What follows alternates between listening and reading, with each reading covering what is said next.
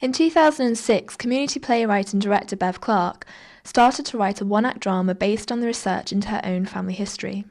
Her great-uncle George had died at the Battle of the Somme in 1916. In 2008, Bev formed Hand in Hand Theatre Productions, and in December of that year she decided to develop the play as a production to be entered into the local Leverhulme Drama Festival, with some initial funding from Your World to start the production process. In the play, the Watson family address issues raised by a century of wars, as well as the problems on the streets of modern-day Britain, with gangs, antisocial behaviour and bullying. The story explores the ideas of duty and honour, waste and futility, and how modern warfare can affect family life. For the young protagonist Darren, it is a journey of discovery about family history, the relationship with his father, and his own future.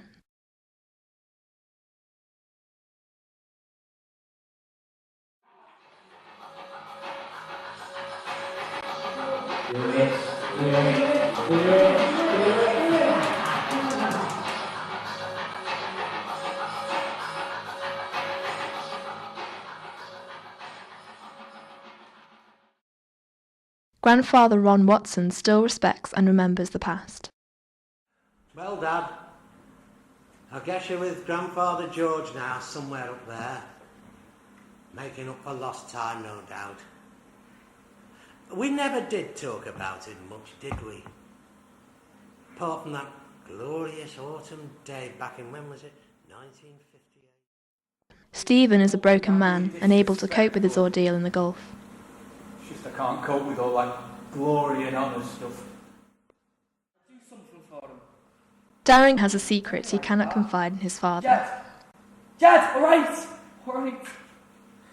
It might be fun once, but just don't make me do that again. Don't make me do it again. There's something to give him hope for the future. If only he and his father could talk to each other. Oh, come on, son, don't just turn away from me like that and stare at the wall. Darren, son, please! Please, don't just walk out. Darren, please, don't... No. Who goes there? Who the hell are you? You should watch your language, boy. Yeah? Darren goes to the cenotaph to fulfill the dare, but he meets with a stranger. Have you come here to remember? I need no reminding, Darren. It's all as clear as day to me. I'd like to forget. There's those here that need to remember. What's that? Don't mind this, Darren! Take this! What for? Keep your head down! Suddenly they are transported back to the trenches of World War I. The technical aspects of the play were demanding, but the production team provided slick, atmospheric and dramatic effects. The soundtrack was composed by Andy Taylor, and the lighting and set by Simon Cole, with assistance from design student Michaela Poole. I don't understand what's happening. Welcome to my world, Darren! Welcome to hell on earth! George recounts his own story to Darren, the horrors of battle and how he never knew the baby son he left behind. And sometimes I think I can hear his cry on the wind. For a brief moment we see a glimpse of the young Billy speaking to his dead father. Well, Dad, it's me, Billy. I thought I'd visit you today, it being Remembrance Day. Dad, there's so much I want to tell you.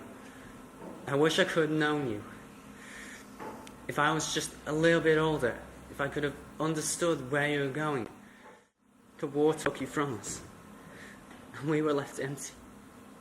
Did you have to die? Should I run away and go back to a coward? Did you die a hero? Hero.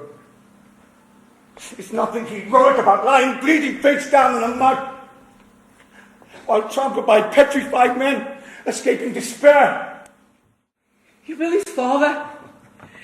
You're everything to him. Well, tell me about your father. My father. What do you want to know about him for? Oh, wait, I thought you said you knew him. I do. But do you? Well, he nags me a lot. You mean he disapproves of your behaviour? I mean, he doesn't understand me. I think most fathers and sons are guilty of a little misunderstanding sometimes. I don't know what it is that happened to him that makes him feel what he does. And the thing that makes me feel the way I do, if he'd just tell me.